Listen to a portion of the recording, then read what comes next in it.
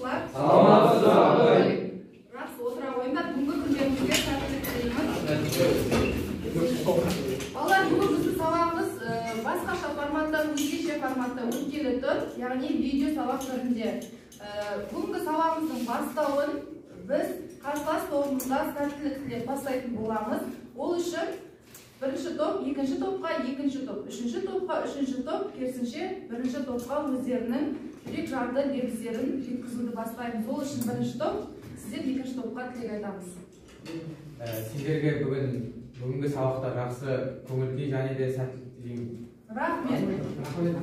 Сіздер екінші топ, үшінші топ пайда қойыңыздар. Кімдер айтады? Бірлеп айтасыз ба? Айта қойыңыз. Бүгінгі сабақта сіздерге жақсы көңіл-күй және сәттілік тілеймін. Рахмет. Үшінші топ, сіздер мына топқа айта қойыңыздар. Бүгінгі сабақта белсене қатысуларына тілектеспін. Рахмет. Баршаларыңызға сәттілік тілеймін. Енді оқушылар, бізге үйге берген тапсырма қандай еді? Қандай жасанды жолмен жасадық деген, иә? Енді барлығымыздың қолымызда топқа арналған ұялы телефон бар. Сол ұялы телефонмен мына тұрған QR-ды скриндап, ішінде тұрған тапсырманы орындаймыз. Скриндадық па? Екінші топ. Скриндап кірдік па? Үшінші топ. Кірдік. Ішінде тапсырманы орындаймыз. Ішінде тапсырманы орындай қойыңдар.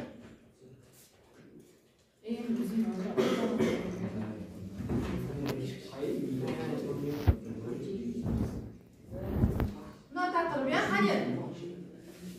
Ағзадағы қанды үздіксіз тазартатын мүше не деп аталады? Бүйрек деп аталады. Дұрыс екен. Келесі. Екінші сұрақ. Гемодиализ сөзінің аудармасы. Яғни В жауабы дұрыс, иә? Кеттік. Үшінші сұрақты қарайық. Барлығымыз насар салып қараймыз. Диализде неше негізгі әдістер бар?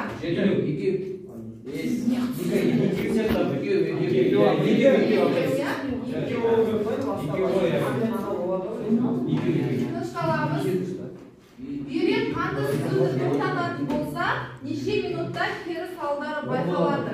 Ана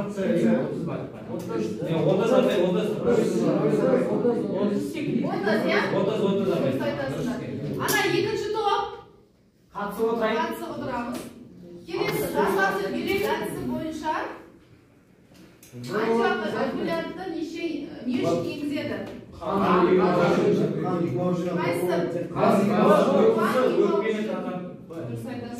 Бүгінгі сабаққа жақсы дайындықпен келген екенсіздер.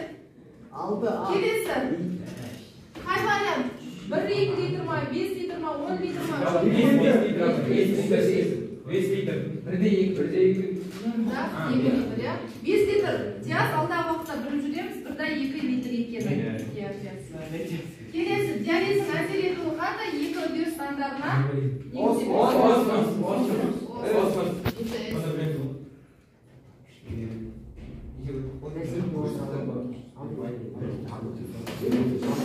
шығып тұр, иә?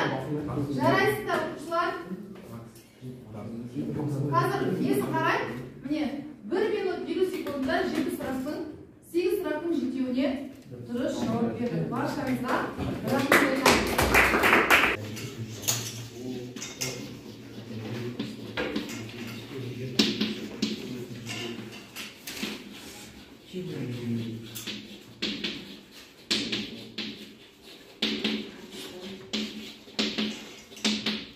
Дәптерімізге жазып жатырмыз ба? Дәптерімізге жаза қояйық тақырыпты. Жазыңдар. Жаз.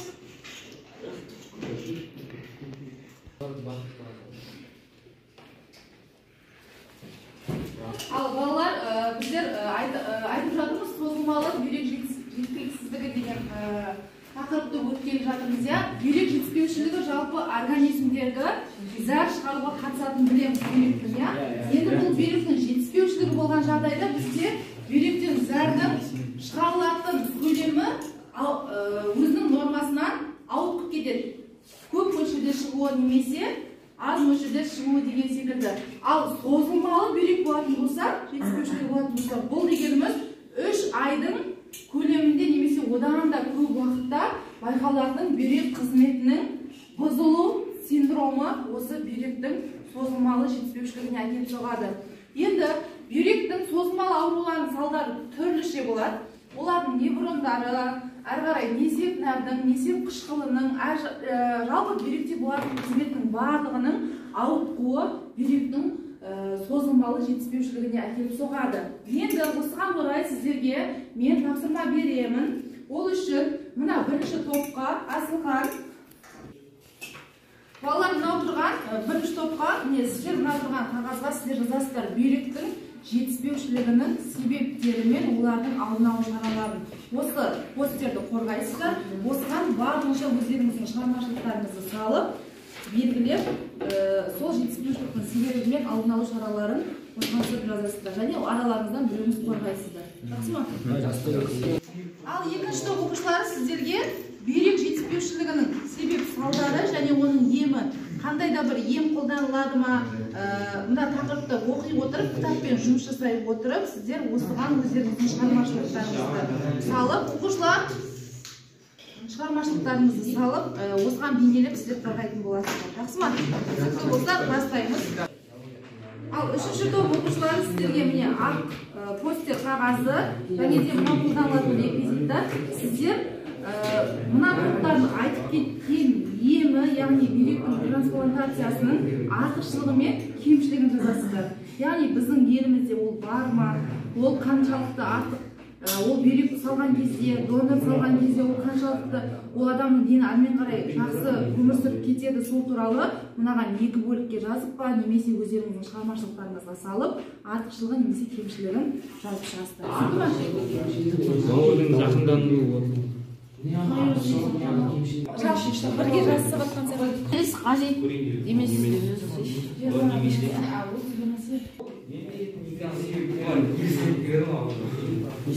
Есеп 3 доллар алып, короче.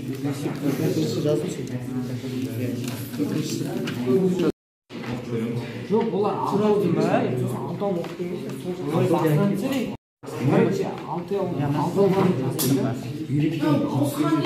Сен ойлайсың ба? Ал топ мүшелері сіздер болдыңыздар деп ойлаймын, уақыт бітті. Енді бірінші топқа кезек берейік. Кім шығады? Мақсат.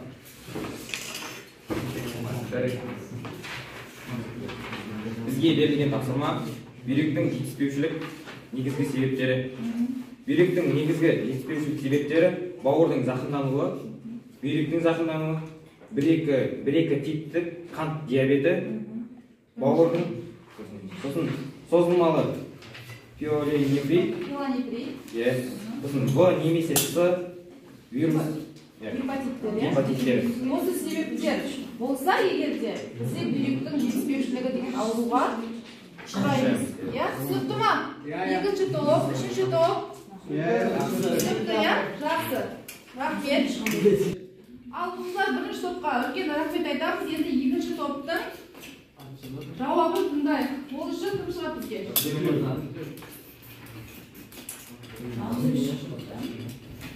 Тақтаға не қойыңыз?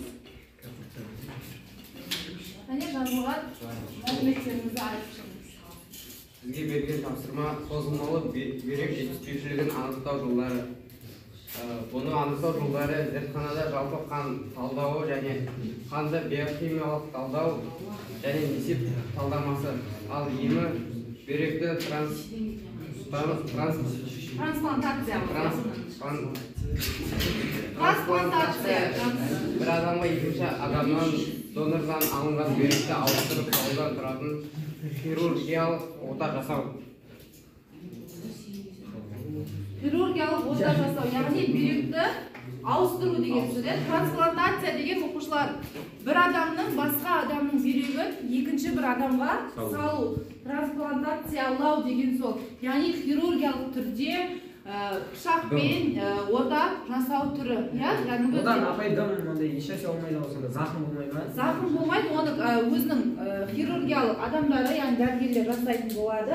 Яғни ол сау адамның бүйрегін донор ретінде алады да, екінші адамға салады. Яғни оларда біріне қан топтары бір-біріне сәйкес келу керек, және де олардың жасушалық клеткалары бір-біріне сәйкес келу керек. Солай арқылы олар өздерінің талдамаларын жасайды, анализдерін алады, сол арқылы трансплантацияланады. Түсінікті ма? Түсінікті. Жақсы, отыра ғой, рахмет. Ал оқушылар, екінші топқа да рахмет айта отырып, үшінші топтың жауабын тыңдайық. Сіздерге осы трансплантацияның артықшылықтары мен кемшіліктері деген тақырып, иә? Келе қойыңыз.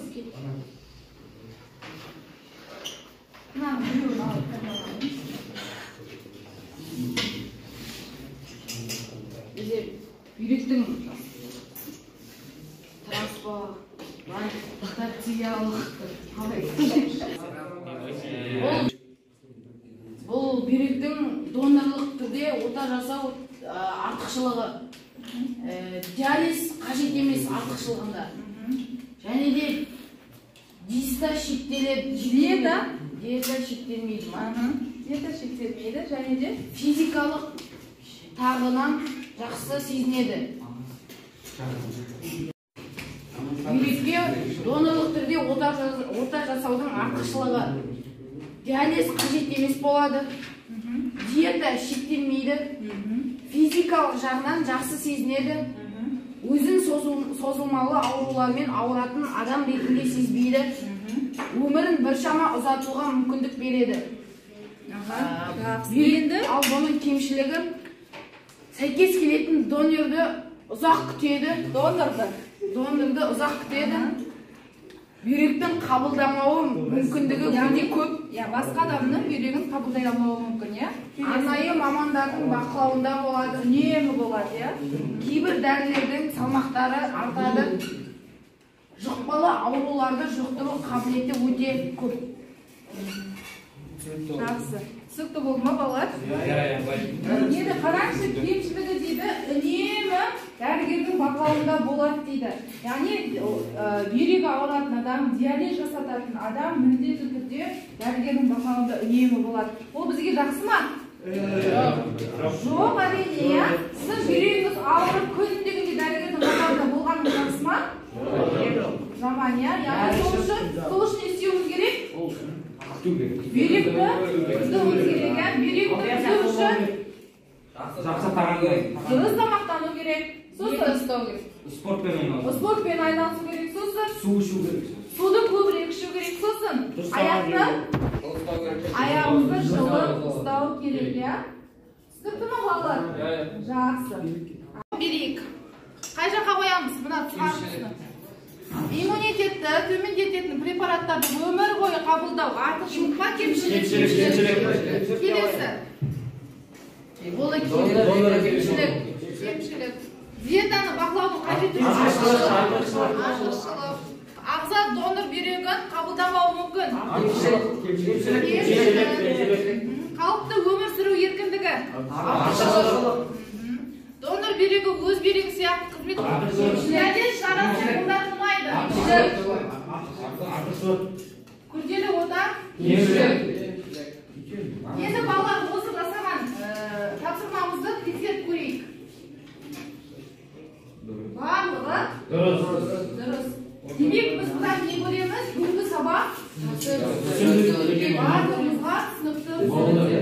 Енді әрқайсымыз әр топтан бүгінгі сабақта нені білдіңіз және нені білгіңіз келетіні туралы кішкене ақпарат айтып жіберсеңіз керек. Бірінші топтан ақтан сіз айта қойыңыз. Бүгінгі сабақтан жалпы мен трансплантацияның артықшылықтары мен кемшіліктерін толықтай меңгердім. Және де нені білгім келеді деген сұраққа донорды қалай іздеу керектігін білгім келеді. Сол сұрақ маған қызықтырады. Жақсы. Ол сабақта келесі осы тақырып бізде 2 сағатқа созылған. Сол кезде донорды қалай іздейді және оның бір-біріне сәйкестігін қалай біледі, сол туралы тақырыпты қозғайтын боламыз. Жақсы, отыра ғой. Ал екінші топ бойынша сіздер не білдіңіздер және не білгіңіз келеді? Нұртілеу айта отырсаңыз. Мен бүгінгі сабақта созылмалы бүйрек ауруларын түсіндім және оны қалай табатынын білдім және келесі сабақта мен созылмалы бүйрек ауруларын қалай емдейтін толығырақ білгім келеді. Бізде бүгінгі сабақта емдеу жолдарын жаңағы ат үсті айтып кеттік, соны бізде толығырақ келесі сабақта тағы да талқылайтын боламыз. Жақсы, отыра ғой. Біз бірінші, екінші топтың кері байланысын білдік және үшінші топқа назар аударайық. Бұл үшін бізге Ақжол айтасың ба? Бүгінгі сабақта не оқиды? Сабақта маған биліктің донорлық артықшылығы мен кемшілігі өте қатты ұнады. Және мен алдағы уақытта оның донорлық ауысуын білгім келеді. Донорлық, яғни ана адамнан екінші адамға қалай ауыстырады, қандай бірінші адамнан екінші адамға қалай ауыстырады, қандай да бір қызмет түрлері көрсетіледі, осы туралы білгім келеді. Барлығымызда осы қызық шығар, ендеше келесі сабақта осы сабақ екінші тақырыбы бар, сол кезде осы нәрсені талқылайтын боламыз. Бүгінгі сабақ бітті, енді ал ұлдар, бүгінгі сабақты сіздер барлығымыз түсінді деп ойлаймын. Ол үшін біз сабақты қорытындылау үшін тақтада тұрған бүгінгі сабаққа арналған тапсырмаларды орындайтын боламыз. Ол үшін тұрған QR кодқа өзіміздің ұялы телефон арқылы кірейік. Кіріп жатыр ма? Тапсырма. Ал оқушылар барлығымызға көріну үшін жаңағы QR мен кірген сұрақтардың ішінде тапсырмалар тақтада шығарып тұр. Сол үшін сіздер барлығымыз жауап берейік. Қай жаққа қоямыз? Мына түсінікті. Иммунитетті төмендететін препараттарды өмір бойы қабылдау артықшылық па, кемшілік? Келесі. Кемшілік. Диетаны бақылаудың қажеттілігі. Артықшылық. Ағза донор бүйрегін қабылдамауы мүмкін. Қалыпты өмір сүру еркіндігі. Донор бүйрегі өз бүйрегі сияқты қызмет етеді. Шарасы қолданылмайды. Күрделі ота. Енді балалар осы жасаған тапсырмамызды тексеріп көрейік. Барлығы дұрыс. Демек біз бұдан не көреміз? Бүгінгі сабақ барлығымызға түсінікті болды. Енді әрқайсымыз әр топтан бүгінгі сабақтан нені білдіңіз және нені білгіңіз келетіні туралы кішкене ақпарат айтып жіберсеңіздер. Бірінші топтан Ақтан сіз айта қойыңыз. Бүгінгі сабақтан жалпы мен трансплантацияның артықшылықтары мен кемшіліктерін толықтай меңгердім. Және де нені білгім келеді деген сұраққа донорды қалай іздеу керек деген сол сұрақ маған қызықтырады. Жақсы. Ол сабақты келесі осы тақырып бізде 2 сағатқа созылған. Сол кезде донорды қалай іздейді және оның бір-біріне сәйкестігін қалай біледі, сол туралы тақырыпты қозғайтын боламыз. Жақсы, отыра ғой. Оқушылар бізде топты бағалады, топ басшысы жауап береді. Сержан бүгін бізде барлығы да жақсы қатысты. Біздің командаға, біздің топқа яғни өте жақсы деген баға қоямын. Мысалы Мақсатқа бүгін мен 10-нан 9 балл қоямын. Ақтанға да 10-нан 9 балл. Азимге 10-нан 10 балл, ал Диасқа 10-нан 7 балл. Жақсы. Ал өзіме балдар айтсын. Рамазанда өте жақсы қатысты. Оған 9 балл қоямын. Жақсы. Енді бұл бағаларымызбен мен тағы да сіздердің берген бүгінгі тапсырмаларыңызды байланыстыра отырып өзімнің жеке бағалауымды қоятын боламын. Ал екінші топтың бағасы сізде топ басшысы Алдияр. Біздің топ бүгін өте белсенді қатысты. Менің алдардың бәрі 7 балдан қояды. Балалардың барлығына 7 балдан қоясыз. Жақсы. Бұл бағаларыңыздың барлығын бүгінгі тапсырмадағы берген жауаптарыңызға сәйкестендіріп мен өзімнің бағамды қоятын боламын. Жақсы. Енді балалар үшінші топтың бағасын топ басшысы Рамазаннан сұрайық. Біздің топ бүгінге өте жақсы сабаққа өте жақсы қатысты. Және де біздің топта ең жақсы белсенді болған бала Төлебай Ақжол. Мен оған 10-нан 10 қоямын. Ал Ержан Перасылға 10-нан 9, Асхатұлы Диасқа 10-нан 8 балл, Бегарысқа 10-нан 7 балл қоямын. Жақсы, әділ бағалау болды деп ойлаймын. Жақсы, бұл бағаларыңыздың барлығын мен сәйкестендіріп күнделікті кезекке қоятын боламын. Өзіміз Рамазанға неше балл қоямыз? 9 балл қоямыз. 9 балл қоямыз. Жақсы, рахмет, отыра ғой. Балалар, барлығымыздың бағаларыңызды мен сәйкестендіріп күнделікті кезекке қоятын боламын. Оған дейін үй тапсырмасын жазып алыңыздар.